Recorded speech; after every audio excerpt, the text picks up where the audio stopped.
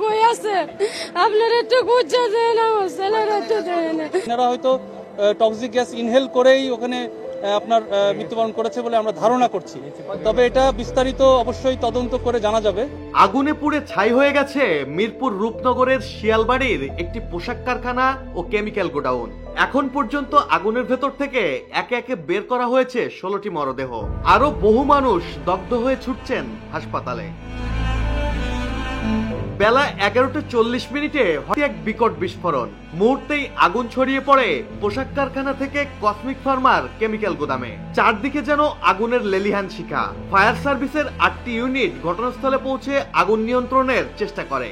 দীর্ঘ চেষ্টায় কারখানার আগুন নিয়ন্ত্রণে আনা গেলেও দুপুর গড়িয়ে বিকেল, তবু গুদামের ভেতরে জ্বলতে থাকে আগুন, জানালেন ফায়ার সার্ভিসের পরিচালক লেফটেন্যান্ট কর্নেল তাজুল ইসলাম। গার্মেন্টসের দ্বিতীয় ও তৃতীয় তলা থেকে একটির পর একটি মরদেহ উদ্ধার করে ফায়ার ফাইটাররা। জীবন অবাক না করলে কে করবে? 28% মিল্ক ফ্যাটের অবাক করার সাথে ফ্রেশ মিল্ক পাউডার। জীবন অবাক করুক প্রতিদিন। ধারণা করা হচ্ছে ভেতরে আটকে আছেন আরো অনেকে।